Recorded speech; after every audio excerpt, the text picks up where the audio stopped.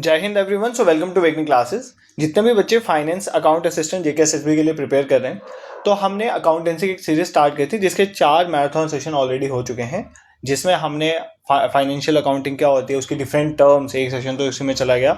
Second फिर हमने journal entries कैसे पास करते हैं वो सीखा, फिर हमने लेजर पोस्टिंग सीखा, फिर हमने ट्रेडिशनल मॉडर्न अप्रोच क्या होती है उसको समझा, फिर उसके बाद हमने अपने trading account, profit loss account, balance sheet बनाना, ट्रायल बैलेंस बनाना सीखा। तो इतना हम पोर्शन जो है कवर कर चुके हैं। ठीक है, आज जो हमारा टॉपिक ऑफ डिस्कशन रहेगा वो 3 चीज़ें आज हम कवर करेंगे। एक तो हम सोर्स डॉक्यूमेंट क्या होते हैं इनके बारे में समझेंगे, दूसरा हम वाउचर अप्रोच अकाउंटिंग में क्या है वो देखेंगे, और तीसरा हम पीएफएमएस को कवर करेंगे, that is public financial management system. ठीक है, ये तीनों टॉपिक आपके सिलेबस में 2 टॉपिक हैं। जो सोर्स डॉक्यूमेंट है वाउचर अप्रोच इन अकाउंटिंग के अंडर ही आ जाता है, तो बट सोर्स डॉक्यूमेंट क्या होते हैं वो समझेंगे अच्छे से। यहाँ से पेपर में डायरेक्टली क्वेश्चन आते हैं, क्रेडिट नोट, डेबिट नोट पूछा जाता है। क्रेडिट नोट कब बनाया जाता है? परचेज रिटर्न पे, सेल्स रिटर्न में। कौन बनाता है? बायर बनाता है, सेलर बनाता है। ठीक है, ऐसे क्वेश्चंस आते हैं, तो आप अच्छे से इसको सोर्स डॉक्यूमेंट को कवर करो। फिर वाउचर में there different types of voucher, उसको समझेंगे, अच्छे से कवर करेंगे इसको। वाउचर से भी पेपर में इजी क्वेश्चन आया था पिछले बार। वाउचर में ये मतलब ये थ्योरेटिकल चीज है, ठीक है, आपको समझनी है बस है क्या। फिर पीएफएमएस भी एक थ्योरेटिकल कंसेप्ट है हमारा, पब्लिक फाइनेंशियल मैनेजमेंट सिस्टम। जैसे सेंट्रल एम्प्लॉयज़ की जो सैलरी है यहाँ से आती है, पेंशन यहाँ से आती हैं। जैसे डीबीटी, डायरेक्ट बेनिफिट ट्रांसफर, लोगों के अकाउंट्स में पैसा आता है। तो एक पब्लिक मतलब गवर्नमेंट का एक सिस्टम है फाइनेंस को मैनेज करने वाला, मतलब लोगों का पैसा लोगों के थ्रू पहुंचाने तक का एक सिस्टम है, that is known as PFMS. बस इतना नहीं है, इसमें काफ़ी चीज़ें बट पढ़ेंगे आज आराम से। ठीक है, तो 2 आज हमारे सिलेबस के टॉपिक इस मैराथन सेशन में कवर हो जाएंगे। ठीक है, सबसे पहले अपनी कहानी स्टार्ट करते हैं सोर्स डॉक्यूमेंट के साथ। ठीक है, सोर्स डॉक्यूमेंट क्या होता है? देखो, सोर्स डॉक्यूमेंट मतलब है डॉक्यूमेंट है। ठीक है, ये एक क्या है? Source document is basically an evidence. क्या है? एविडेंस। क्या है? एक एविडेंस है। ठीक है, सबूत है कि कोई ट्रांजेक्शन हुई है, किसी ट्रांजेक्शन के होने का सबूत इज सोर्स डॉक्यूमेंट। ठीक है, सबसे सिंपल एग्जांपल, आप एक दुकान में गए, आप दुकान में एक दुकानदार से मतलब आपने 1000 रुपये का सामान लिया। ठीक है, आपने 1000 रुपये का सामान लिया। अब आपने किसी के लिए सामान लाया था, तो आप बोलोगे दुकानदार को, भाई मुझे पर्ची काट के दे, जो मैंने सामान तेरे से लिया मुझे किसी को दिखाना है जाके। ठीक है, तो आप जो पर्ची दुकानदार से लेके उसको दिखाओगे ना, वो आपका क्या है? Source document. वो एक कैश मेमो आप उससे लेके जा रहे हो, तो वो आप कैश मेमो दिखाओगे किसी को, तो मतलब आप वो जिसको दिखाओगे उसको पता चलेगा वो एक डॉक्यूमेंट है कि मतलब इस बंदे ने ये सामान उठा के लाया। ठीक है, तो ये होते हैं सोर्स डॉक्यूमेंट। सिंपल एग्जाम्पल के तौर पर, जैसे मान लो आप बैंक में जाते हो, आपने बैंक में जाके अपना पैसा सबमिट करना होता है ना बैंक में। ठीक है, बैंक में पैसा डिपॉजिट करवाते हो तो आपको एक फॉर्म भरने के लिए बोला जाता है, दैट इज नोन एज पे इन स्लिप। ठीक है, वो इस तरह का फॉर्म होता है, ध्यान से सुनना। इस तरह से एक पेज होता है, इसमें 2 पार्ट्स होते हैं। एक छोटा सा पार्ट यहाँ पर होता है, एक बड़ा सा पार्ट यहाँ पर अकाउंट नंबर लिखा होता है, कितने पैसे आपने डिपॉजिट करवाने, उसमें 500 के नोट कितने हैं, ये वो लेटर होते हैं, पूरा होता है। ठीक है, इस पार्ट में सिर्फ आपका अकाउंट नंबर 1 2 3 चीज़ें आती हैं। ठीक है, तो बैंक वाला क्या करता है, जब आप उसको सबमिट करते हो, बैंक वाला फाड़ के क्या करता है, इसके ऊपर स्टैम्प स्टूम्प लगा लेता है, एक रख लेता है और एक आपको वापस कर देता है। ठीक है, तो ये बेसिकली क्या है? पे in slip. Pay in slip is also type of source document. मतलब ये होता क्या है? Source document. सोर्स डॉक्यूमेंट जो है, कोई भी ट्रांजैक्शन जो भी बुक्स में रिकॉर्ड होती है वो कुछ एविडेंस को यूज करती है। ठीक है, कि कोई एविडेंस को, चाहे वो बिल होंगे, इनवॉइसेस होंगे, वाउचर होंगे, ठीक है, कुछ भी। ठीक, इन सबको हम क्या बोलते हैं? Source document. ठीक है, तो सोर्स डॉक्यूमेंट हमारी, जब हमने जर्नल में एंट्रीज को रिकॉर्ड करना, उसका सोर्स बनती हैं। इन्हीं के बेसिस में हम जर्नल एंट्रीज को पास करते हैं, क्योंकि ये एक एविडेंस है। यहाँ से हमें पता चलता है कि बेसिकली ट्रांजैक्शन हुई है। जब ऑडिट करने वाले आपकी ऑडिट हम पढ़ेंगे, सोशल ऑडिट, फाइनेंशियल, जब ऑडिट करने वाले आते हैं, ऑडिट करने वाले वो इन्हीं को तो देखते हैं, सोर्स डॉक्यूमेंट को। इनको देख के पता चलता है कि हाँ सच में ये वाली ट्रांजैक्शन हुई है कि नहीं हुई है। ठीक है, मानो अगर कोई पब्लिक गवर्नमेंट कोई गाड़ी चल रही है गवर्नमेंट की, ठीक है, आपकी गाड़ी चल रही है गवर्नमेंट के किसी ऑफिसर के साथ, तो भाई वो जिस पेट्रोल पंप से वो तेल भरवाता है ना, तो उधर से स्लिप्स ले लेता है और वो स्लिप्स लगा के फिर वापस सबमिट करता है। फिर ट्रेजरी से उसकी जो है उसकी पेमेंट निकलती है, क्योंकि वो गवर्नमेंट की गाड़ी चल रही है, तो वो तो तेल तो गवर्नमेंट ही देगी ना, तो बट वो रिसिप्ट तो लेगा ना, ट्रांजेक्शन का प्रूफ तो होगा ना, that is known as source document. तो मतलब आपने सिंपली एक लेमन लैंग्वेज जो है वो ये कहती है, source document is basically return. ठीक है, पहली बात, एक रिटर्न प्रूफ है ऑफ अ ट्रांजैक्शन, कि कोई एक ट्रांजैक्शन हुई है, इसका प्रूफ क्या है? इसका प्रूफ एक सोर्स डॉक्यूमेंट होता है। ठीक है, देखो अब सोर्स डॉक्यूमेंट से क्या पता चलता है हमें, क्या फायदा है इसका? एक तो सोर्स डॉक्यूमेंट से रिलायबिलिटी बनती है, ये नहीं है कि आप ऐसे ही कुछ रैंडम डाल रहे हो, एक उसको मतलब उसको एक पेपर है जो उसको सूट करता है कि मतलब हाँ सच में ये ट्रांजैक्शन हुई है, ये उसकी फैक्चुअल इन्फॉर्मेशन आपको मिलती है। ठीक है, इससे एक्यूरेसी प्रमोट होती है और ये एक सपोर्टिंग डॉक्यूमेंट की तरह बिहेव करता है। ठीक है, जब हम ट्रांजैक्शन रिकॉर्ड करते हैं जहां पर भी, वहां पर हम इस सपोर्टिंग डॉक्यूमेंट को भी साथ में अटैच कर देते हैं। ठीक है, in layman language source document is basically a written proof of a transaction, it is used as an evidence जब रिकॉर्डिंग में जो चीज यूज होती है। ठीक है, अब यहाँ पर पेपर में तुम्हें ये नहीं पूछेगा सोर्स डॉक्यूमेंट क्या होता है, दिस दैट, तुम्हें डिफरेंट तरह के सोर्स डॉक्यूमेंट क्या होते हैं वो समझने हैं। ठीक है, अब मैं सारे जो होते हैं आपको, एक पे इन स्लिप तो मैं ऑलरेडी आपको समझा चुका हूँ। ठीक है, ये भी एक तरह का क्या है, ये भी आपका एक तरह का सोर्स डॉक्यूमेंट। पे इन स्लिप क्या होता है, जब भी आप बैंक में जाते हो, बैंक में आपने पैसे जो हैं डिपॉजिट करवाने हो, कैश या चेक किसी बैंक में डिपॉजिट करवाना हो, तो आपको एक स्लिप दी जाती है जिस आप स्लिप को भरते हो। ठीक है, और इसमें क्या होता है, पूरी अकाउंट होल्डर जो अपनी डिटेल्स बनाता है, डालता है, कितनी जो है उसने रखनी है वो सारी इसमें डाल के,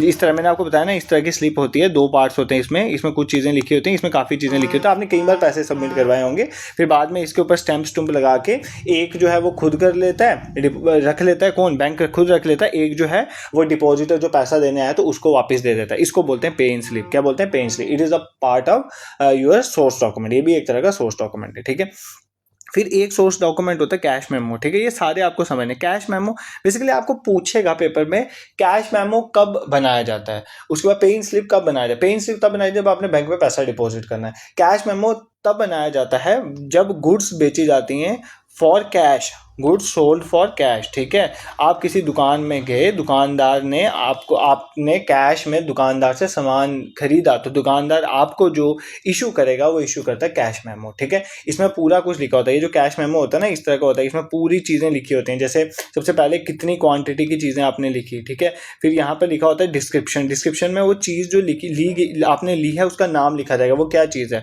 किस रेट पे आपको दी। ठीक है, तो कितनी क्वांटिटी, मान लो एक का रेट 100 है, तो अगर आपने 10 चीज़ें ली हैं तो 100 से मल्टीप्लाई होकर उसका अमाउंट 1000 बन जाएगा। ठीक है, ये सारी चीज़ें यहाँ पर लिखी होंगी, तो ये आपको दे दिया जाएगा। This is known as cash memo.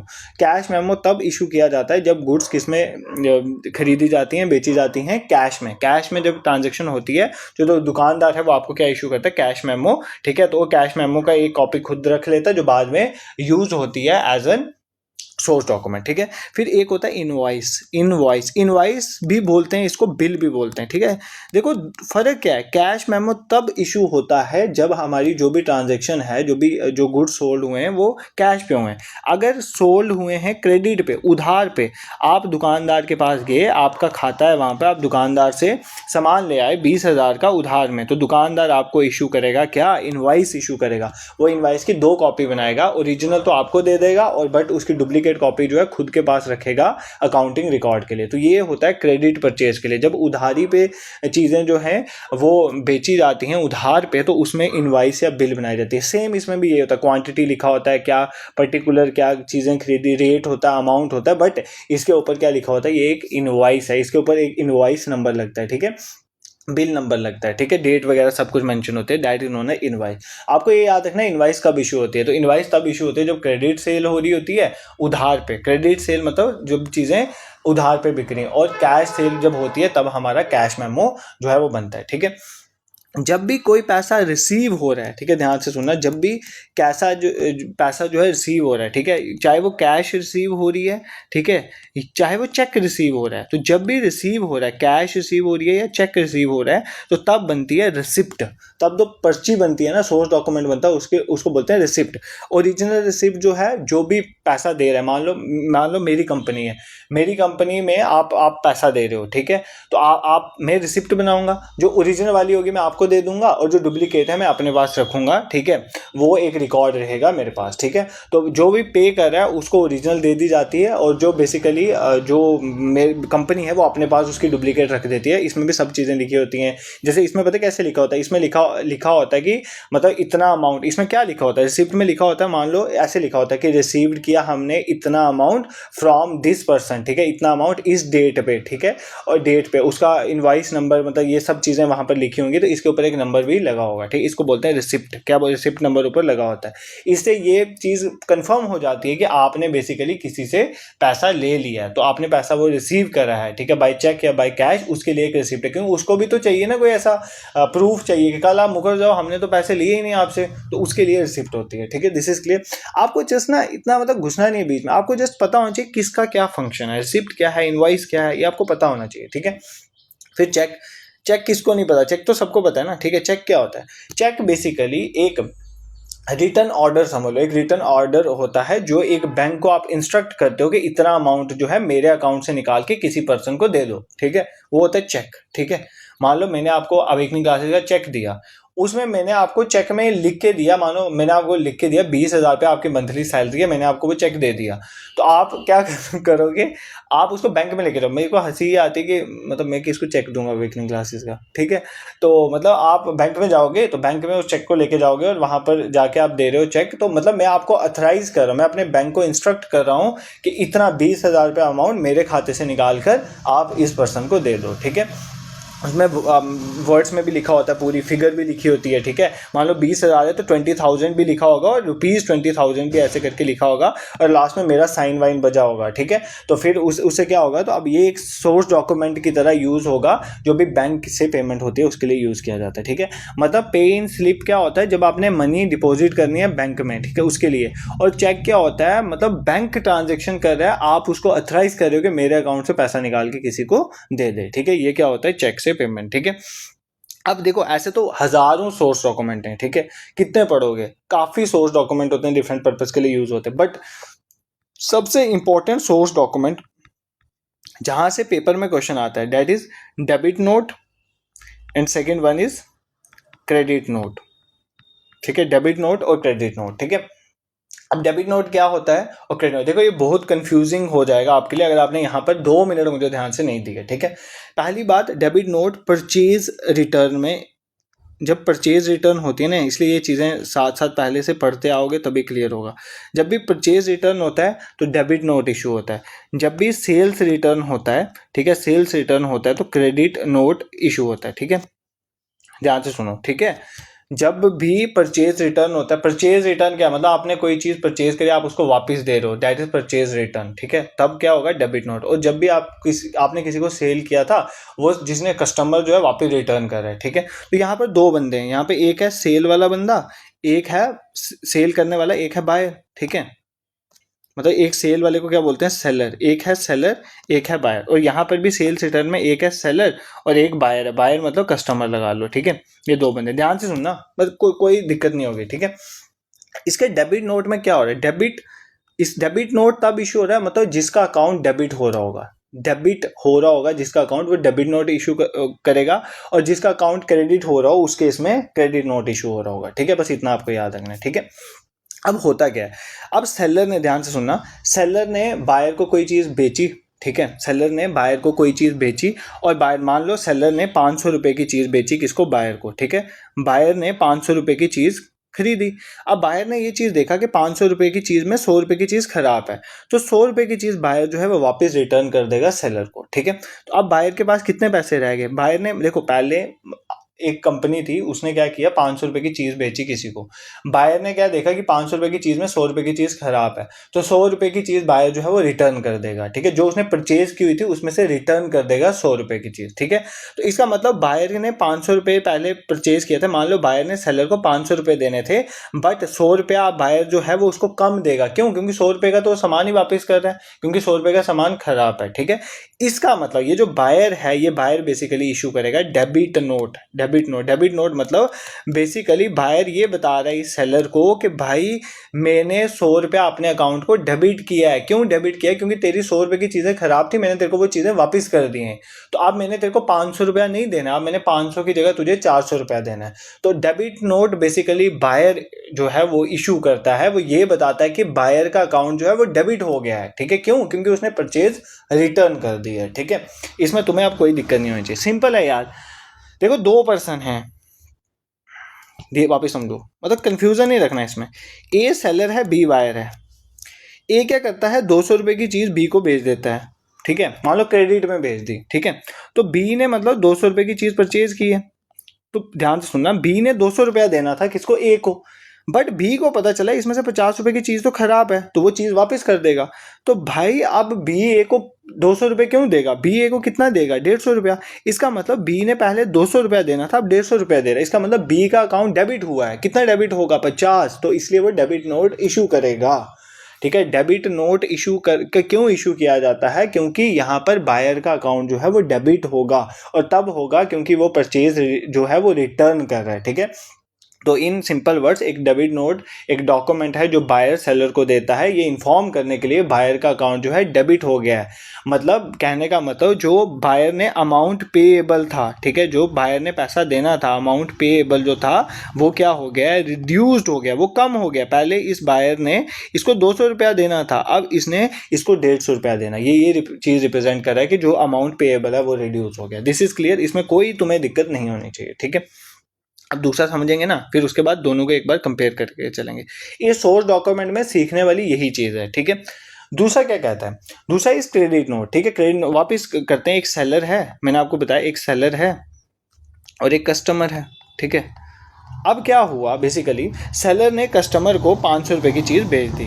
ठीक है, 500 रुपये की चीज़ कस्टमर को भेज दी। कस्टमर को दिखा कि इस 500 रुपये में 100 रुपये की सेल्स रिटर्न क्या होता है, सेल्स रिटर्न मतलब मान लो कंपनी ने किसी को बाहर सामान बेचा और वो उसको वापस सामान बेच रहा है। कस्टमर ने देखा कि 100 रुपये का सामान खराब है, कस्टमर ने 100 रुपये का सामान इसको वापस भेज दिया। ठीक है, ध्यान से सुनो, कस्टमर ने वापस सामान भेज दिया, ये बेसिकली बाहर से सामान वापस आ गया। अब ध्यान से सुनो, इस सेलर ने, ध्यान से सुना, इस सेलर ने इससे कस्टमर से 500 रुपया लेना था। अब इस सेलर ने इस कस्टमर से कितना पैसा लेना है, 400 रुपया लेना है। तो जो अमाउंट रिसीव इसने करना था, किसने, सेलर ने कस्टमर से, तो वो जो अमाउंट रिसीवेबल था वो अब क्या हो गया, डिक्रीज हो गया। ठीक है, रिड्यूस्ड हो गया। तो जब हमारा अमाउंट रिसीवेबल रिड्यूस्ड हो जाए तो तब सेलर जो है वो क्या इशू करता है, क्रेडिट नोट। इसमें ये बताता है सेलर की, जो सेलर क्या रिप्रेजेंट करता है, सेलर ये रिप्रेजेंट करता है कि कस्टमर का अकाउंट जो है वो क्रेडिट हो गया है। ठीक है, कस्टमर का अकाउंट क्या हो गया, क्रेडिट हो गया है। तो कस्टमर का अकाउंट जब क्रेडिट होता है उसके लिए क्या इशू किया जाता है, क्रेडिट नोट। ठीक है, यहाँ पर बायर डेबिट नोट इशू करता है, यहाँ पर सेलर जो है वो क्रेडिट नोट इशू करता है। वो ये बताता है कि कस्टमर का अकाउंट क्रेडिट हो गया। क्यों कस्टमर का अकाउंट क्रेडिट, देखो ना यार, सिंपल समझो, कस्टमर ने पहले इसको 500 रुपया देना था। ठीक है, अब कस्टमर इसको कम पैसे दे रहा है, तो भाई कस्टमर के अकाउंट में तो पैसे बचेगा ना, तो कस्टमर के अकाउंट में तो 100 रुपया बच गया ना, तो कस्टमर का अकाउंट तो क्रेडिट हुआ ना यहाँ पर। ठीक है, तो इसलिए बेसिकली जो हमारा सेलर है वो क्रेडिट नोट इशू करेगा, ये रिप्रेजेंट करेगा, सेलर बायर को बोलेगा कि बायर का अकाउंट क्रेडिट हो गया। क्रेडिट होने का मतलब जो सेलर ने बायर से रिसीव करना था पैसा वो अब उसने कम रिसीव करना है, पहले उसने ज़्यादा रिसीव करना था, बट क्योंकि उसने सेल्स रिटर्न कर, देखो यार, पहले सेलर ने कस्टमर से 500 रुपया लेना था, अब ये कस्टमर से 400 रुपया ले रहा है, तो 100 रुपया तो कस्टमर के पास बच गया ना, तो इसका मतलब कस्टमर का अकाउंट तो क्रेडिट हुआ ना, उसका अकाउंट तो बढ़ा ना, 100 रुपया उसका बच गया ना बेसिकली अकाउंट में।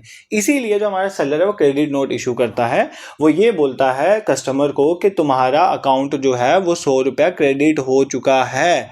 क्रेडिट नोट इसलिए वो इशू करता है क्योंकि तुमने सामान वापस भेज दिया है, ये सेलर इशू करता है। और ये रिप्रेजेंट करता है कि जो अमाउंट रिसीव होना था वो रिड्यूस हो गया, और जो हमारा डेबिट नोट है वो ये चीज शो करता है कि बायर, ये देखो डेबिट नोट बायर इशू करता है, बायर ये बोलता है कि जो मैंने अमाउंट पे करना था वो रिड्यूस हो गया, इसलिए इस केस में अमाउंट पेएबल रिड्यूस होता है डेबिट नोट में, और इसमें क्रेडिट नोट में अमाउंट रिसीवेबल रिड्यूस होता है। ठीक है, अब इन शॉर्ट किसमें क्या होता है एक बार मैं लिख के बता दूंगा आपको। ठीक है, रट भी लेना ताकि पेपर में आए तो दिक्कत ना हो। ठीक है, डेबिट नोट में क्या चीज़ें होती हैं और क्रेडिट नोट में क्या चीज़ें होती हैं। ठीक है, 2-3 पॉइंट में यहाँ पर लिख दूंगा ताकि तुम्हें क्लियर हो जाए। ठीक है, सबसे पहली बात जो हमारा डेबिट नोट होता है, डेबिट नोट में डेबिट नोट कौन इशू करेगा, बायर इशू करेगा। क्या कौन इशू करेगा, buyer.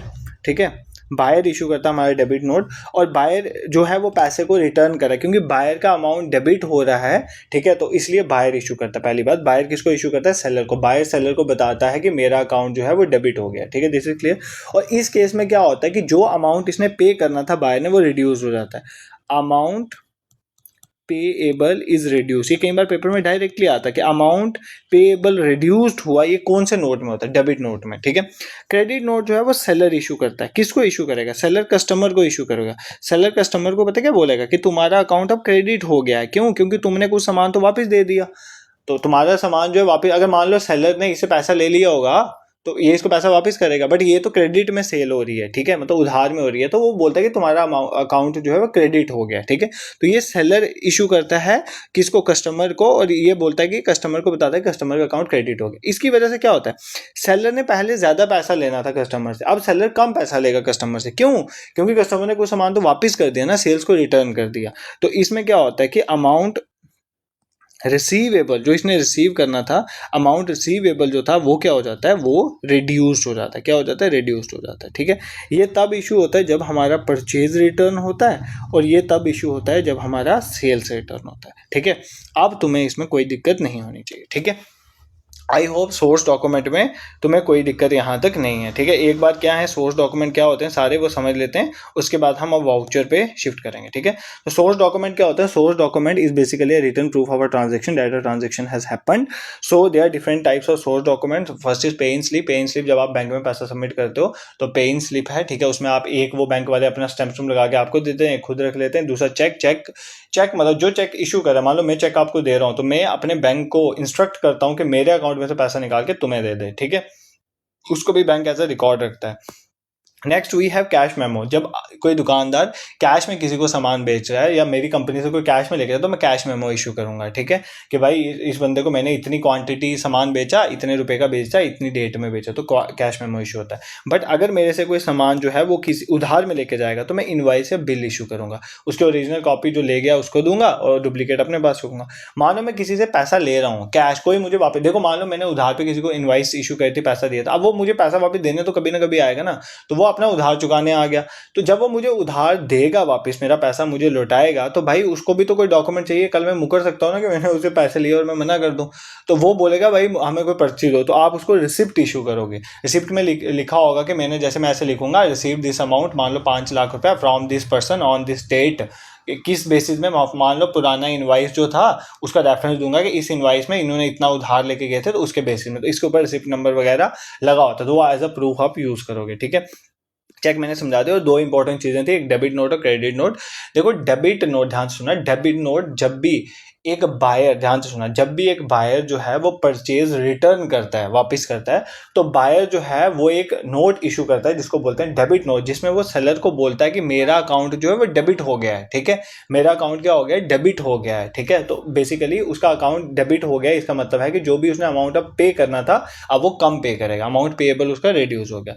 On the other hand ये परचेज रिटर्न पे इशू होता है। क्रेडिट से जो है सेल्स रिटर्न पे इशू होता है, वो एक सेलर जो है कस्टमर को बोलता है कि कस्टमर का अकाउंट जो है वो क्रेडिट हो गया, क्योंकि कस्टमर ने तो कुछ रिटर्न कर दिया, ठीक है, अब उसका अमाउंट जो है क्रेडिट हो गया। ये सेलर इशू करता है और वो बोलता है कि कस्टमर का अकाउंट क्रेडिट हो गया। इससे क्या होता है, अमाउंट जो सेलर ने रिसीव करना था वो रिड्यूस हो जाता है, और ये सेल्स रिटर्न पे इशू होता है। I hope debit note, credit note, source document क्या होते हैं, ये सारी चीजें तुम्हें क्लियर हैं, ठीक है। अब नेक्स्ट इज वाउचर। वाउचर क्या है? वाउचर एक डॉक्यूमेंट है जिसको हम बोलेंगे evidence of a business transaction, ठीक है, एविडेंस ऑफ अ बिजनेस। कोई बिजनेस ट्रांजैक्शन हुई, कोई बिजनेस ट्रांजैक्शन हुई, उसका एविडेंस होता है वाउचर, कि मतलब एक बिजनेस ट्रांजैक्शन हैपन हुई है, ठीक है। अब आप बोलोगे सर 5 मिनट पहले आप सोर्स डॉक्यूमेंट में भी यही बोल रहे थे, so what is the basic difference between source document and a voucher, ठीक है। देखो पहले बनते हैं सोर्स डॉक्यूमेंट, उसके बाद बनते हैं वाउचर। क्या बनते हैं? वाउचर, ठीक है। और वाउचर के बाद हम जनरल एंट्रीज पास करते हैं, ठीक है। तो आप बोलोगे कि सर अगर सोर्स डॉक्यूमेंट और वाउचर जो हैं दोनों ही हमारे पास एक तरह के एविडेंस हैं बिजनेस ट्रांजैक्शन, तो वाउचर बनाना क्यों जरूरी है? भाई जब मैं आपको सोर्स डॉक्यूमेंट बनाया, मैंने सोर्स डॉक्यूमेंट में ये चीज़ बताई कौन सा अमाउंट क्रेडिट होगा, कौन सा अमाउंट डेबिट होगा? क्या मैंने लिखा था वहाँ पर? जब मैं, आप पे इन स्लिप, आप पैसा बैंक में डालने जा रहे हो, वहाँ पर लिखा होता है इस पर्सन के इस अमाउंट को क्रेडिट करना, इसको डेबिट करना। या आप किसी दुकान से जो रिसिप्ट लेते हो उसमें लिखा होता है ये अमाउंट अकाउंट क्रेडिट हो गया, डेबिट, ऐसी चीज़ें तो नहीं लिखी होती हैं। तो वाउचर में एडिशनल चीज़ें होती हैं। वाउचर में ये भी लिखा होता है कि एक तो इसमें ये तो लिखा ही होगा, एक ये एविडेंस तो है, उसमें ये भी लिखा होगा कि कौन सा अकाउंट क्रेडिट होगा, कौन सा डेबिट, ताकि इसकी हेल्प से हम जो है इजीली जनरल एंट्रीज पास कर सकते हैं। इसलिए हमें वाउचर बनाने पड़ते हैं, ठीक है। तो वाउचर के अंदर ही है बेसिकली सोर्स डॉक्यूमेंट हमारा जो है ना, source document is basically a part of voucher. Source document कोई अलग चीज़ नहीं है, सोर्स डॉक्यूमेंट जो है हमारे वाउचर के अंदर ही आते हैं। बट जो है वाउचर एक बड़ी टर्म है जो ये भी रिप्रेजेंट करती है कि कौन सा अकाउंट जो है डेबिट होगा, कौन सा क्रेडिट होगा, वो वाउचर हेल्प करता है उसमें, ना कि सोर्स डॉक्यूमेंट। ठीक है, अब देर आर इतना तो आपको समझ आ गया, वाउचर भी एक तरह के एविडेंस है ऑफ अ बिजनेस ट्रांजैक्शन। ये सोर्स डॉक्यूमेंट से ही बनते हैं, सोर्स डॉक्यूमेंट जो हमने पढ़े इनवॉइस, रिसीप्ट, पेइंग स्लिप, इनसे ही बनते हैं। बट वाउचर की हेल्प से हम जब जर्नल एंट्रीज बनाते हैं तो वाउचर में ऑलरेडी मेंशन होता है कौन सा अकाउंट क्रेडिट कौन सा डेबिट होता है, तो जर्नल एंट्रीज इजिली पास हो जाती हैं। ठीक है, दिस इज क्लियर। अब हमने पढ़ना है टाइप्स ऑफ वाउचर, ये आपने अच्छे से समझना है। ठीक है, there are different types of voucher, उसमें कौन सा क्या होता है वो हमें अच्छे से कवर करना है। There different types of voucher. ठीक है, सबसे पहला वाउचर की टाइप आ जाती है सोर्स वाउचर। ठीक है, सोर्स वाउचर मतलब सोर्स डॉक्यूमेंट आपके, तो ये भी वाउचर के अंदर आते हैं। तो जो भी सोर्स, इनको सोर्स वाउचर बोलो, सोर्स डॉक्यूमेंट बोलो, सपोर्टिंग वाउचर बोलो, ये सारे क्या आते हैं, ये किसके अंदर आते हैं, these are the part of source voucher. ठीक है, जो आपके सोर्स डॉक्यूमेंट, ये मतलब बिल हो गया, मतलब ओरिजिनल जो आपके डॉक्यूमेंट थे, बिल है, रिसिप्ट है, इनवॉइस है। ठीक है, इसमें क्या होता है, ट्रांजैक्शन की डिटेल होती है, किसको पैसा गया। ठीक है, ये लिखा होता है कि ट्रांजैक्शन हुई है, जो भी बना रहा है उसके साइन भी होते हैं, ये सब चीज़ें सोर्स वाउचर में होती हैं। ठीक है, पर इसमें ये नहीं होता ज़्यादातर कि कौन सा अमाउंट क्रेडिट कौन सा डेबिट हुआ। उसके लिए जो हमारे वाउचर बनते हैं, that are known as accounting voucher. क्या बोलते हैं उनके, अकाउंटिंग वाउचर। ठीक है, अकाउंटिंग वाउचर फर्दर दो तरह के होते हैं। ठीक है, first one is cash voucher, क्या बोलते हैं इनको, cash voucher. And second one is non cash, मतलब जो कैश को छोड़ के बाकी हैं, मान लो जो क्रेडिट में सेल हुई हैं। ठीक है, नॉन कैश वाउचर का दूसरा नाम है ट्रांसफर वाउचर। ठीक है, पेपर में नॉन कैश की जगह ट्रांसफर दे देगा तो सेम है, नॉन कैश वाउचर को ही ट्रांसफर वाउचर कहते हैं। कैश वाउचर के आगे फर्दर हैं, first one is debit voucher, ये कैश वाउचर के अंदर आते हैं। And second one is credit voucher. ठीक है, जब भी कैश में पेमेंट होती है, ठीक है, किसी को आप कैश में पेमेंट कर रहे हो तो डेबिट वाउचर बनता है, और जब भी कैश में रिसीव्ड होती है, कैश में पैसा रिसीव हो रहा है, तो क्रेडिट वाउचर बनता है। क्या बनता है, क्रेडिट वाउचर। ये दोनों किसके अंदर आते हैं, cash voucher. Cash voucher is a part of accounting voucher, it is a type of voucher. ठीक है, एक बार ये पूरी हायरार्की समझो, उसके बाद हम इसको क्लियर करें। क्या है, सबसे पहले we have voucher at the top. Voucher के अंदर एक है सोर्स वाउचर। सोर्स वाउचर वो होते हैं जो बेसिकली हमारे सोर्स डॉक्यूमेंट ही हैं, ओरिजिनल जो हमारे डॉक्यूमेंट्स हैं, दैट आर सोर्स वाउचर। ठीक है, इसमें भी पूरे ट्रांजैक्शन क्या होती है, दिस दैट, ये लिखा है किसने पैसे लिए किसने दिए, बट इसमें क्रेडिट डेबिट कौन हो रहा है ये पता नहीं होता।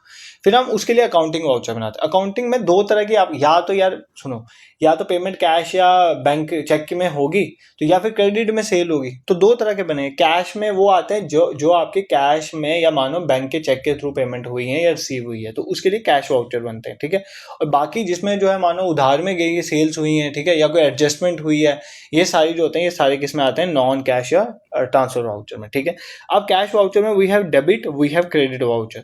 जब भी, ध्यान से सुनो, जब भी हमारी जो ट्रांजैक्शन है, जब भी पेमेंट किसी को की जा रही है, पेमेंट की जा रही है, तो पेमेंट के केस में डेबिट वाउचर बनता है। और जब भी कैश रिसीव हो रही है, मान लो मेरी कंपनी है, मान लो मेरी एक्स कंपनी है, और एक्स कंपनी ने किसी को मान लो 50,000 रुपये के गुड्स बेचे, और वो गुड्स जो है वो गुड्स बेचने के बाद मैंने 50,000 रुपये रिसीव किया, तो ये जो 50,000 रुपये मैंने कैश रिसीव हुई, उस केस में हमारा कौन सा वाउचर इशू होगा, वी हैव क्रेडिट वाउचर। ठीक है, तो क्रेडिट वाउचर क्या होता है, जब भी कैश रिसीव होती है, चाहे बैंक से पैसा विड्रॉ हुआ है, कोई और कैश इनफ्लो आया है, या कोई किसी डेटर ने पैसा देना था, मेरा कंपनी का पैसा देना था, तो डेटर ने पैसा दे दिया, ये सारी जो भी कैश आ रही है वो सारी किस में आती है, जब कैश रिसीव होती है तो क्रेडिट वाउचर इशू होता है। और जब हमारी पेमेंट होती है उसमें कौन सा वाउचर इशू होता है, डेबिट वाउचर। ठीक है, दिस इज क्लियर।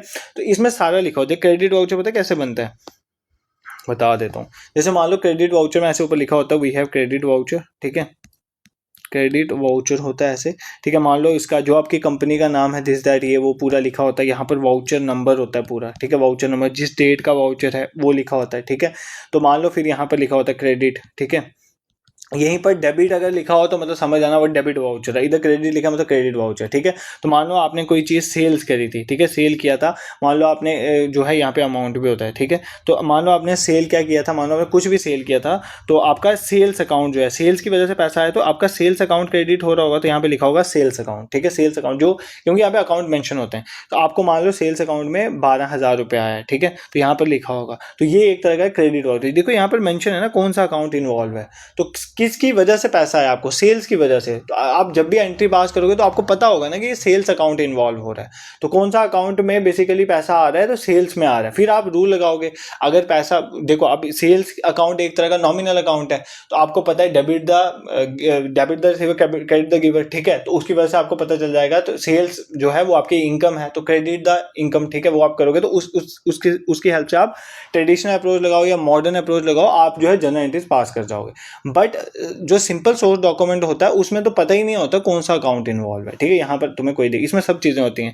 मान लो नेम एंड एड्रेस होता है ऑर्गेनाइजेशन का, उसका जीएसटी नंबर लिखा होता है, कब डेट यहाँ पे इन्वॉल्व होती है, कब डेट में प्रिपेयर हुआ, ठीक है, वाउचर नंबर इस तरफ लिखा होता है, ठीक है।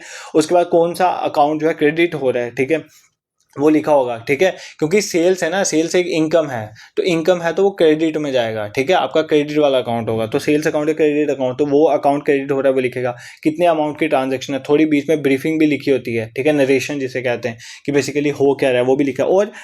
और इसमें एक और चीज़ है, जो पर्सन इसको प्रिपेयर कर रहा होता है ना उसके भी सिग्नेचर होते हैं, ठीक है। और एक सिग्नेचर जो है, मान लो कोई भी पर्सन उसको प्रिपेयर कर रहा है उसके भी सिग्नेचर होते हैं, ठीक है। मान लो कौन प्रिपेयर कर रहा है, मान लो एक तरह का अकाउंटेंट प्रिपेयर कर रहा है, तो उसके भी सिग्नेचर होंगे यहाँ पर। और बेसिकली जो आपका मैनेजर है मान लो इस कंपनी का, उसके भी जो है सिग्नेचर होंगे, ठीक है, मैनेजर के भी सिग्नेचर होंगे, ठीक है। ये भी ज़्यादा फर्क होता है। जो सोर्स डॉक्यूमेंट है ना, सोर्स डॉक्यूमेंट कोई भी बना सकता है, मानो एक दुकानदार है वो भी सोर्स डॉक्यूमेंट बनाएगा, बट वाउचर जो है ना वो एक ऑथराइज पर्सन ही बनाएगा, ठीक है। मान लो एक अकाउंटेंट या कोई भी है ऐसा ऑथराइज पर्सन जिसको थोड़ी नॉलेज भी है वही बनाएगा, ठीक है। तो ऐसा नहीं है कि सोर्स डॉक्यूमेंट तो कोई भी बना सकता है, बट ये जो आपके वाउचर्स होते हैं वो बेसिकली कोई एक अकाउंटेंट वगैरह टाइप का जो थोड़ा जिसको नॉलेज हो वही बनाते हैं। और इसमें ना ज़्यादा मतलब ये होता है, सिग्नेचर वगैरह भी होते हैं, एक ऑथेंटिकेशन अच्छे से होती है, ठीक है। इसी तरह से ये तो मैंने आपको बता दिया क्रेडिट वाउचर। अगर जो है क्रेडिट वाउचर कब होता है, अगर पैसा रिसीव हुआ। इसी तरह अगर आपकी पेमेंट हुई है तो पेमेंट वाले केस में डेबिट वाउचर इशू होगा। तो कोई फर्क नहीं है, जहां पर मैंने यहाँ पर वर्ड क्रेडिट लिखा था वहां पर डेबिट वाउचर ऊपर लिखा होगा, ठीक है। उसमें भी सारी चीज़ें, डेबिट वाउचर में भी आपके सारी चीज़ें मेंशन होगी, कौन सा अकाउंट इन्वॉल्व है, दिस दैट क्या हुआ पूरा वहां पर भी, जैसे क्रेडिट वाउचर में लिखा होता है उसी तरह डेबिट वाउचर में भी आपका लिखा जाता है, ठीक है। दिस इज क्लियर, कोई दिक्कत यहाँ पर नहीं होनी चाहिए। नेक्स्ट आपका है, इसमें कुछ ज़्यादा इतना पढ़ाने वाला था नहीं। Second is non cash voucher, जिसको हम बोलते हैं ट्रांसफर वाउचर, ठीक है। ये कब बनाए जाते हैं, ये तब बनाए जाते हैं जब हमारी जो ट्रांजैक्शन उसमें कैश नहीं है या बैंक की इन्वॉल्वमेंट नहीं है या चेक बैक की इन्वॉल्वमेंट नहीं है।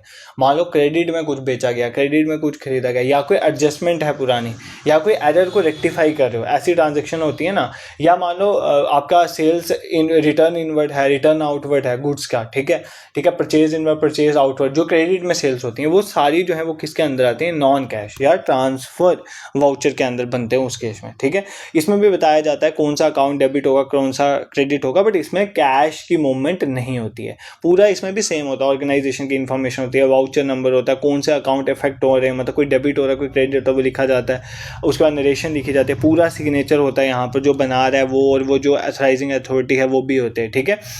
ये सारे किस में होते हैं, non cash transfer. But mainly आपको फर्क ये पता होना चाहिए कि कैश ट्रांसफर्स जो होते हैं, हमारे वाउचर्स होते हैं, कैश वाउचर्स होते हैं, वो तब बनाए जाते हैं जबकि ट्रांजैक्शन जो है वो कैश में हो रही है या चेक, मतलब बैंक बोल रहा हूँ मतलब चेक में हो रही है। उसमें दो पार्ट, अगर क्रेडिट में हो रही है, क्रेडिट मतलब क्रेडिट वाउचर तब बनेगा अगर जो है रिसीविंग हो रही है, और डेबिट वाउचर तब बनेगा जब पेमेंट हो रही है। और नॉन कैश या ट्रांसफर वाउचर तब बनते हैं जब कैश में नहीं हो रही है, मतलब या बैंक या चेक में नहीं हो रही है। मान लो कोई क्रेडिट में सेल हो रही है, उधार में हो रही है, तो वो आपके उस केस में, या उधार में कोई रिसीविंग हो रही है, ठीक है। उधार में रिसीविंग हो नहीं सकती वैसे, ठीक है। तो आई होप आपका कैश, ये डिफरेंट टाइप्स ऑफ वाउचर जो है आपको क्लियर हो गए। वाउचर में कोई दिक्कत नहीं होनी चाहिए। बट एक ना एडिशनल तरह का वाउचर होता है, ठीक है, बहुत कम बनते हैं, बट ये भी आपको पता है, कंपाउंड वाउचर, ठीक है। सर कुछ ना कंपाउंड वर्ड थोड़ा सा याद आ रहा है, जब आप पढ़ा रहे थे एक दिन आपने थोड़ा थोड़ा ऊपर उसका दिया था ब्रीफिंग कंपाउंड एंट्रीज का। तो कंपाउंड एंट्रीज वो एंट्रीज होती हैं जहां पर दो से ज़्यादा अकाउंट है। We have double entry system जहां पे दो अकाउंट्स इन्वॉल्व होते हैं, बट देयर आर टाइम्स जब दो से ज़्यादा अकाउंट भी इन्वॉल्व हो सकते हैं ना। मानो एक अमाउंट जो है वो डेबिट हो रहा है, कितना डेबिट हो रहा है, 1 लाख डेबिट हो रहा है।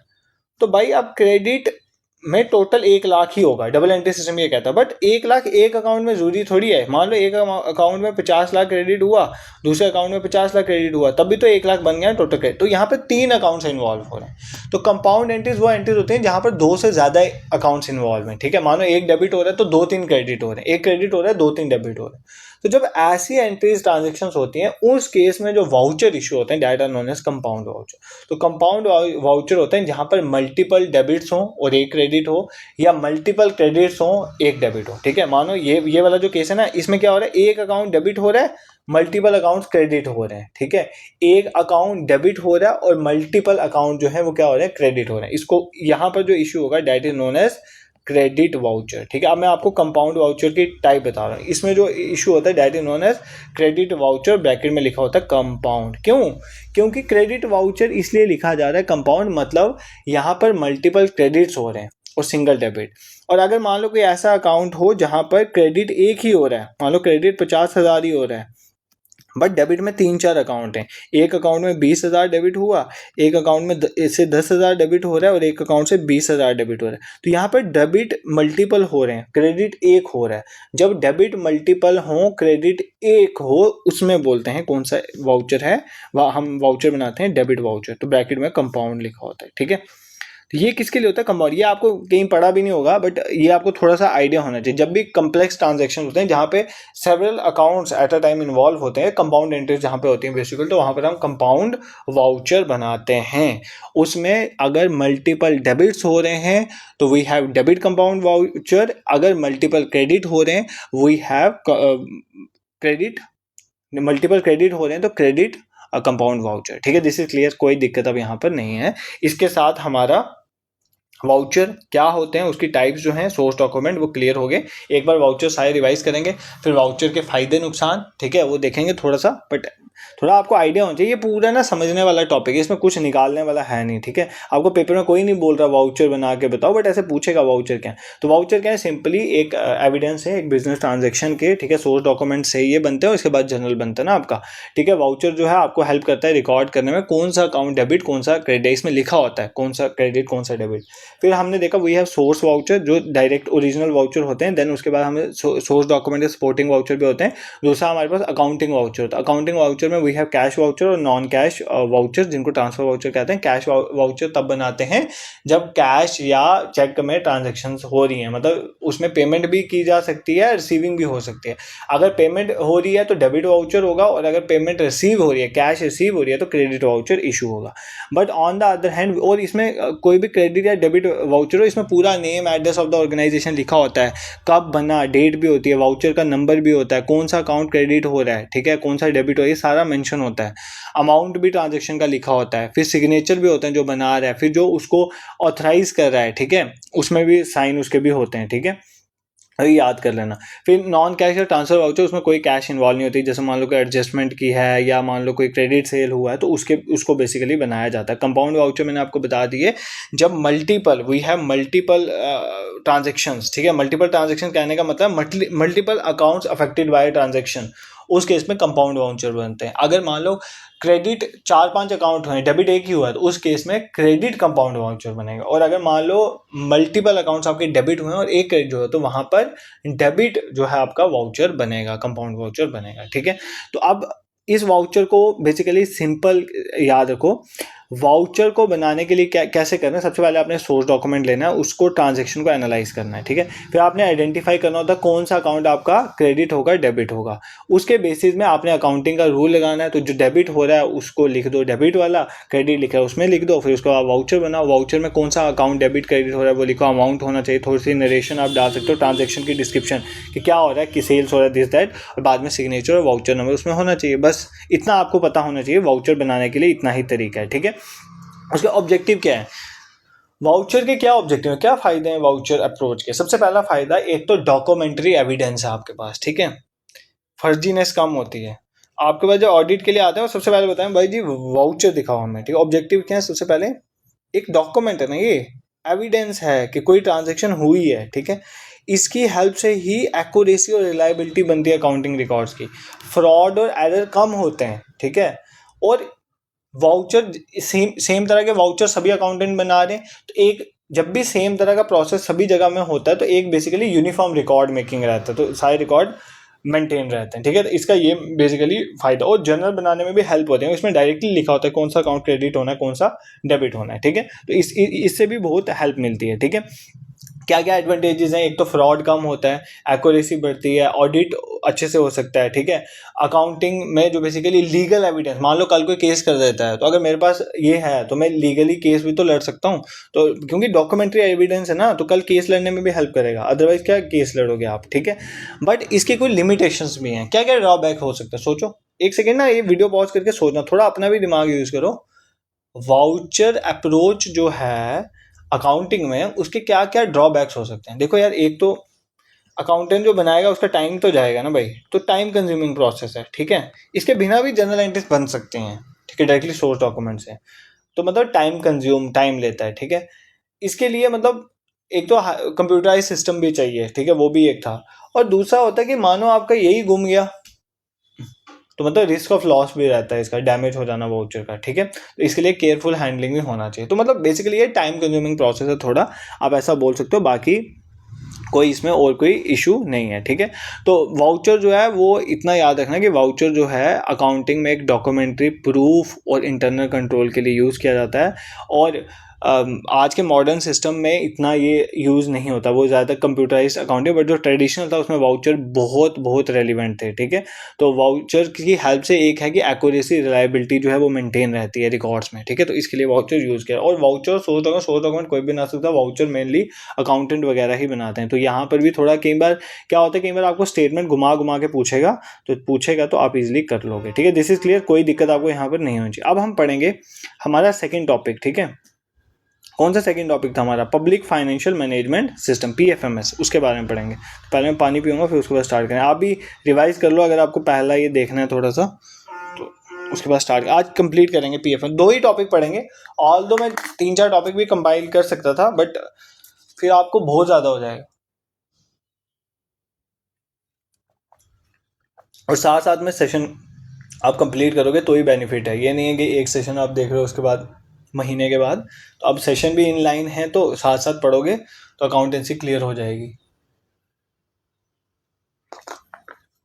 थोड़ा प्रैक्टिस भी करना आपने, ठीक है।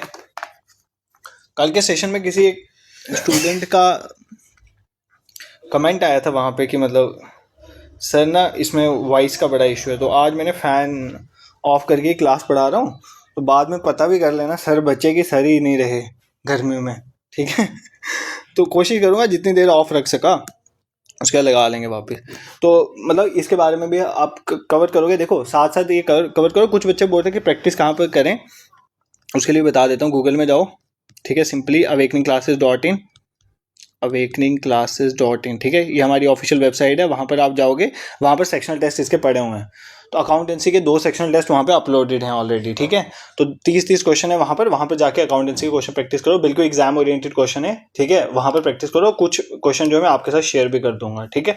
अब कुछ बच्चे जब ये क्लास आ रही है वो बोल रहे हैं सर इकोनॉमिक्स बीच में लाओ, देखो इकोनॉमिक्स में ले आऊँगा, इकोनॉमिक्स का भी इस हफ्ते के एंड तक, ठीक है, एक आधा सेशन जो है नेक्स्ट वीक में या इस वीक में वो मैं आपके साथ शेयर कर दूंगा। वो भी जो मुझे पता है 3 ही टॉपिक रहते हैं उसके, तो वो भी हम कवर करेंगे, डोंट वरी अबाउट इट। पहले एक चीज़ से निकलो ना, फिर हम सेकंड भी कर लेंगे, ठीक है। अब स्टार्ट करते हैं हमारा PFMS. PFMS stand for public financial management system.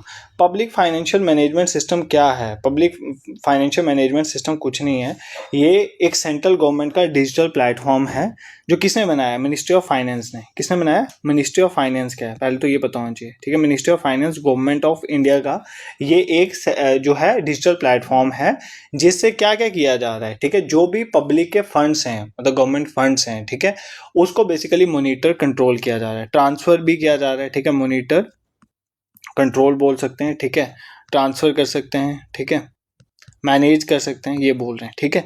अब आप बोलोगे सर ये छोड़ो, मॉनिटर कंट्रोल ट्रांसफ़र समझाओ बेसिकली हो क्या रहा है। देखो कुछ नहीं है, एक पहला हमारे पास एक सिस्टम होता था जिसका नाम था central plan monitoring schemes monitoring system, ठीक है, CPSMS। तो पहले तो ये नाम याद करो, क्या नाम था इसका, सेंट्रल प्लान, डायरेक्टली इसकी फुल फॉर्म पूछी गई थी एग्जाम में, central plan scheme monitoring system, ठीक है। ये एक सिस्टम आया 2009 में, इसी सिस्टम का नाम बाद में PFMS पड़ा, ठीक है। इसको कौन इंप्लीमेंट कर रहा है, देखो मिनिस्ट्री ऑफ फाइनेंस तो है, उसके अंदर कोई ऑफिस होगा ना, तो एक ऑफिस का नाम है office of CGA, office of CGA, ये भी आपने याद रखना है, ठीक है। CGA, पहले तो फैक्चुअल चीजें देखो जो एग्जाम में पूछी जा सकती, controller general of accounts, office है किसका, कंट्रोलर जनरल ऑफ अकाउंट्स। ये किसके अंदर है, फाइनेंस मिनिस्ट्री के अंदर, एक्सपेंडिचर वाला जो उसके डिपार्टमेंट उसके अंदर होता है, office of controller general of accounts. इसका काम है बेसिकली इसी ने इंप्लीमेंट करना है, किसको, पब्लिक फाइनेंशियल मैनेजमेंट सिस्टम है, ठीक है। इसमें क्या है basically, CGA controller general of accounts, इसमें होता क्या है, इसमें कुछ नहीं है। इसमें मान लो कोई सेंट्रल गवर्नमेंट के एम्प्लॉय हैं, ठीक है, उनकी सैलरी, या कोई पेंशनर है उनकी पेंशन, या डायरेक्ट बेनिफिट ट्रांसफर में कोई स्कीम में पैसा आ रहा है, या सेंट्रली स्पॉन्सर्ड स्कीम या सेंट्रल सेक्टर स्कीम उसका पैसा आ रहा है, वो पैसा PFMS के थ्रू बेनिफिशियरीज तक पहुंचता है। मान लो किसी की सैलरी है तो उसके अकाउंट में जाती है, मान लो कोई DBT में, जैसे आपकी फैमिली के मेंबर्स हैं उनके, मान लो किसान, PM किसान में 2-2 हज़ार की 3 शिफ्टों में पैसा आ रहा है, तो वो भी इसके थ्रू आपके अकाउंट्स में आ रहा है, ठीक है। तो एक DBT डायरेक्ट बेनिफिट ट्रांसफर में भी हेल्प कर रहा है। कोई भी सेंट्रल सेक्टर स्कीम है, सेंट्रल सेक्टर स्कीम कौन सी है, जिसका सेंट्रल गवर्नमेंट डायरेक्टली पैसा देता है, या सेंट्रली स्पॉन्सर्ड स्कीम भी है, उसका भी पैसा, जिसमें सेंटर का शेयर भी आता है, UT का शेयर भी, वो भी PFMS के थ्रू ही आ रहा है, ठीक है। तो इनिशियली जब ये 2009 में स्टार्ट हुआ था ना, तो इसको बेसिकली उस टाइम पे क्या था, उस टाइम में जितनी भी प्लान स्कीमें थी, गवर्नमेंट के प्लान की स्कीम्स थी ना, उसका पैसा जो है इसके थ्रू आ रहा था, ठीक है, और उसकी मॉनिटरिंग वगैरह हो रही थी। बट बाद में जो है इसमें 2013 में, ठीक है, 2013 में क्या किया गया कि जो डायरेक्ट बेनिफिट मिल रहा है अंडर नॉन प्लान वो भी आ गया, ठीक है। तो 2017 में तो आपको पता है गवर्नमेंट ने ये जो डिफरेंशिएशन थी ना प्लान और नॉन प्लान की, खत्म ही कर दी थी। बट माल आज के टाइम में जो भी पैसा सेंट्रल गवर्नमेंट की तरफ से आ रहा है वो PFMS के थ्रू ही आ रहा है, ठीक है, पब्लिक फाइनेंशियल मैनेजमेंट सिस्टम के थ्रू ही आपके अकाउंट्स में पैसा आ रहा है। और इसमें सिर्फ अकाउंट्स में पैसा नहीं आ रहा है, इसमें अकाउंट्स में पैसा आने के साथ साथ इसकी मॉनिटरिंग भी हो रही है, कितना एक्सपेंडिचर हुआ, क्या उधर पहुंचा, पूरी डिटेल्स आ जाती है, बेनिफिशियरीज की पूरी लिस्ट, सब कुछ ऐड होता है यहाँ पर, ठीक है। इवन जो फाइनेंस कमीशन की ग्रांट भी है ना, वो भी इसी के थ्रू आती है। तो basically public financial management system हमारा एक वेब बेस्ड, मतलब एक पोर्टल है, काइंड ऑफ एक साइट है, वेबसाइट है, एक पोर्टल है, एक सेंट्रल गवर्नमेंट का डिजिटल प्लेटफॉर्म है, ठीक है, जिसके थ्रू पूरा वेब बेस्ड हम फाइनेंशियल मैनेजमेंट इंफॉर्मेशन सिस्टम बोल सकते हो, जो बिल्कुल वहां से हमें पता चलता है कि किस तरह हम ट्रैक कर सकते हैं, किस तरह से पब्लिक फंड जो है वो गवर्नमेंट ट्रेजरी से फाइनल बेनिफिशियरी तक पहुंच रहा है, ठीक है, उससे हमें पूरा पता चलता है। और 2009 में इंट्रोड्यूस हुआ था, तब इसका नाम था central plan scheme monitoring system, full form याद कर लो। बाद में इसका नाम PFMS पड़ा, और office of controller general of accounts इसको पूरा देख रहे हैं। और इसमें पूरी सेंट्रल सेक्टर और सेंट्रली स्पॉन्सर्ड स्कीम जो है सारी इसमें कवर हैं। ये नहीं है कि सिर्फ जो है इसमें सेंट्रल सेक्टर स्कीम आती है, बट जो सेंट्रली स्पॉन्सर्ड स्कीम है वो भी इसमें कवर होती हैं, ठीक है। अब एक चीज और हुई थी, एक मेजर इसमें शिफ्ट आया 2021 में, PFMS में एक मेजर शिफ्ट आया 2021 में, ठीक है। 2021 में यहाँ पर जो ध्यान से सुनना, एक बेसिकली एक डैशबोर्ड बनाया गया, SNA dashboard. SNA dashboard stand for single nodal agency, ध्यान से समझना ये कंसेप्ट क्या है, ठीक है, सिंगल नोडल एजेंसी, ठीक है। ये कब आया, ये डैशबोर्ड आया 2021 में, ठीक है।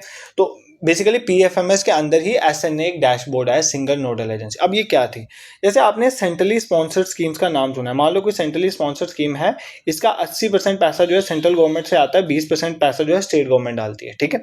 अब ये जो सेंट्रली स्पॉन्सर्ड स्कीम है, इसमें हर एक स्टेट का हर एक स्कीम का एक एक SNA अकाउंट खुलता है, ठीक है। मान लो UT, जो हमारी जम्मू कश्मीर UT है ना, उसमें मान लो कि सेंटर से कोई सेंट्रली स्पॉन्सर्ड स्कीम में पैसा आ रहा है, तो उसमें उस स्कीम का एक हमारी UT के अंदर एक अकाउंट खुलेगा, SNA, उसको बोलेंगे हम SNA account, single nodal agency account.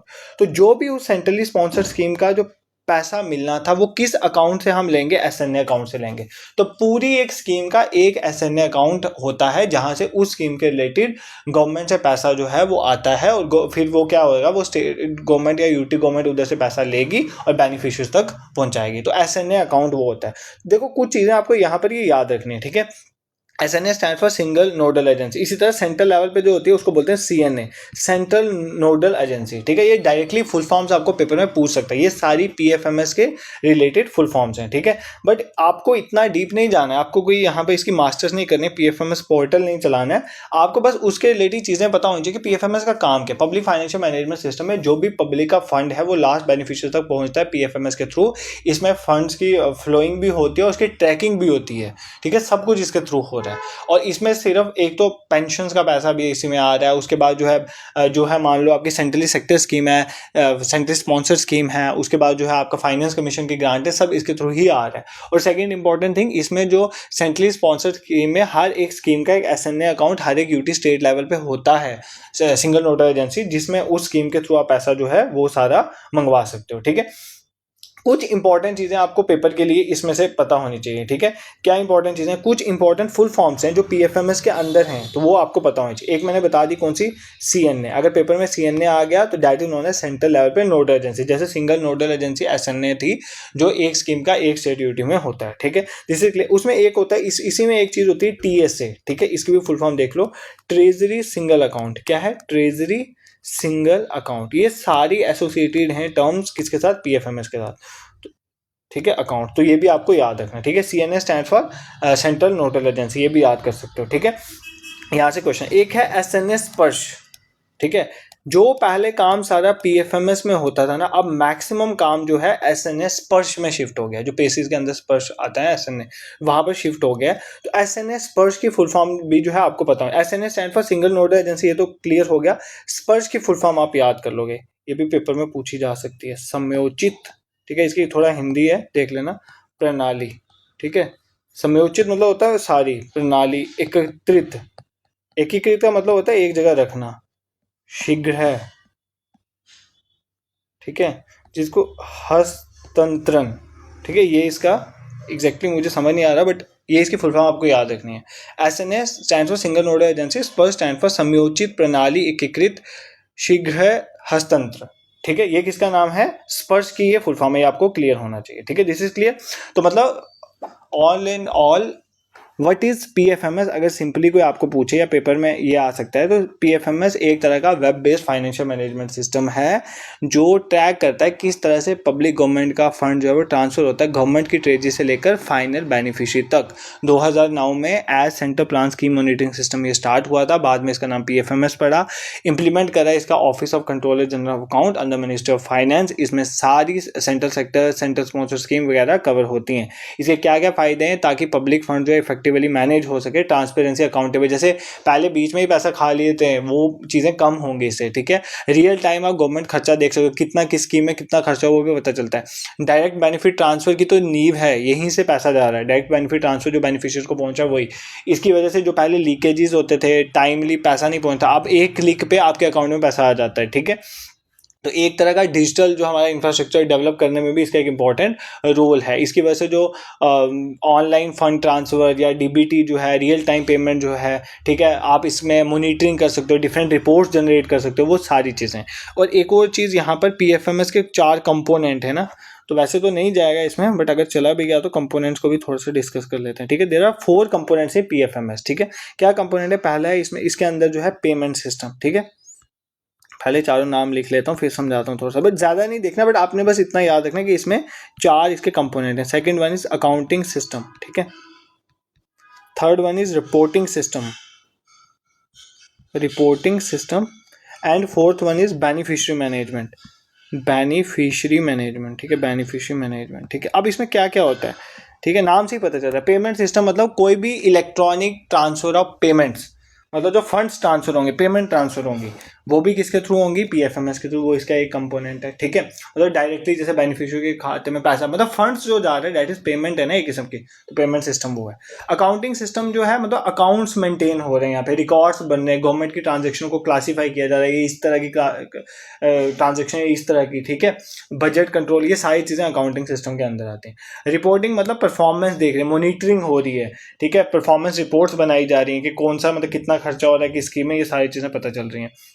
Beneficiary management, इसके तहत ही आप बेनिफिशियरी को ऐड कर सकते हो, ठीक है। उनके अकाउंट नंबर ऐड होते हैं तभी तो पैसा जाएगा, तो बेनिफिशियरीज ऐड होंगे, उनकी वेरिफिकेशन ऑथेंटिकेशन, ताकि डुप्लीकेशन ना हो सके। कई बार बेनिफिशियरी कोई होता है, फायदा कोई उठाए, वही चीज़ें बंद करने की तो पीएफएमएस को लाया गया। तो ये 4 मेन कंपोनेंट है, एक तो payment system, second accounting system, third one is reporting system, and fourth one is your beneficiary system, ठीक है। इसमें central government ministries, department, central sponsor scheme, state governments में डीबीटी वगैरह सब कुछ कवर है, ठीक है। तो ये चीज़ें कुछ आपको पीएफएमएस के बारे में पता होनी चाहिए, ठीक है। बट क्या ये तो हम ना किसी भी चीज़ को पढ़ो उसके फायदे के साथ नुकसान भी पढ़ो, ठीक है। क्या पीएफएमएस के कोई नुकसान है, लिमिटेशंस? हाँ, सबसे पहली बात, जब भी कोई डिजिटल चीज़ आती है तो डिजिटल इलिटरेसी भी होती है। मानो बेनिफिशियरी को पीएफएमएस की क्या नॉलेज है, वो तो डिपेंड हो गया ना किसी के ऊपर। तो मतलब एक डिजिटल इलिटरेसी भी कोई चीज़ रहती है। दूसरी बात, technical issues, there lot of days के मतलब टेक्निकल इश्यूज रहते हैं, ठीक है। तो मतलब फिर मान लो आप फार फ्लंग एरिया में इंटरनेट कनेक्टिविटी प्रॉब्लम है तो वो भी है, ठीक है। तो उसका भी इशू है, ठीक है। और यहाँ पर जो है इसमें बार बार डेटा अपडेट और वैलिडेशन करनी पड़ती है, तो कई बार ये वाला इशू भी बोला जाता है, ठीक है। बट इसके बहुत फायदे हैं। एक तो रियल टाइम डिजिटल है, ठीक है, ट्रांसपेरेंसी बड़ी है, ईजी वे में आप मोनीटर कर सकते हो चीज़ों को, ठीक है। एक सेंट्रलाइज मोनीटर है, लीकेजेस कम हो गई है, रिपोर्टिंग जल्दी हो जाती है। जो पहले जो है बेनिफिशियरी कोई होता, फायदा किसी को मिल रहा था, वो चीज़ें अब खत्म हो गई। तो ये पीएफएमएस के कुछ फायदे हैं, ठीक है। देखो इसी तरह करेंगे, एक जो है मेन टॉपिक पढ़ेंगे, उसके साथ एक छोटे मोटे टॉपिक, जैसे आपके मान लो सोशल एडिट वगैरह आपके सिलेबस में है ना, आईएफएमएस ये वो लेटर ये टॉपिक्स हैं। एक एक क्या करेंगे, एक एक दिन एक एक बड़ा टॉपिक उठाएंगे, उसके साथ एक या दो छोटे टॉपिक्स भी कवर करते चलेंगे। तो 5 मैराथन सेशन हो चुके हैं, ठीक है। तो 5 मैराथन सेशन में हमने काफ़ी चीज़ें जो है अकाउंटेंसी की कवर कर ली हैं। तो अभी ये नहीं है, अभी इसके साथ जो आपके इकोनॉमिक्स है, बट कई बच्चे मुझे बोल रहे हैं कि उनको पता नहीं है शायद, जनरल साइंस मैंने ऑलरेडी पढ़ा रखी है, स्टैट्स के कुछ सेशन पढ़े हुए हैं, इकोनॉमिक्स से 2-3 टॉपिक से बचते हैं, बाकी उसकी प्लेलिस्ट पड़ी हुई है, तो उन सेशंस को देखो। कुछ बच्चे जीके के लिए बोल रहे हैं, भाई जीके के लिए मैराथन सेशंस ऑलरेडी अवेलेबल, आप उनको जाके वहां से रिवाइज कर सकते हो। तो वो टॉपिक्स मैंने ऑलरेडी पढ़ाया, बस मैथ्स नहीं पढ़ाया आपका, बाकी सारे टॉपिक्स ऑलमोस्ट मैंने कवर किए हुए हैं। तो आप उन टॉपिक्स में जाके फाइनेंस वाले देख सकते हो। और अगर आपको मेरा पढ़ाना समझाना पसंद आता है, you can subscribe this YouTube channel also, और अपने फ्रेंड्स को भी शेयर रिकमेंड कर सकते हो। But the important thing is that साथ साथ इसको पढ़ो। जब मुझे लगेगा ना कि तुम्हारी यहाँ पे कंसंट्रेशन बंद हो गई, तो फिर मेरी क्लासेस आना भी बंद हो जाती हैं, ये तो आपने देखा ही होगा। तो मतलब अगर आप ही सीरियस नहीं हो अपने फ्यूचर को लेके, तो मैं कितना फ्यूचर आपके फ्यूचर को लेके सीरियस होऊंगा, ठीक है। पहले तो आपको सीरियस होना है ना, तो आप पढ़ो, साथ साथ इसको कवर करो। So this is for today, thank you so much for watching.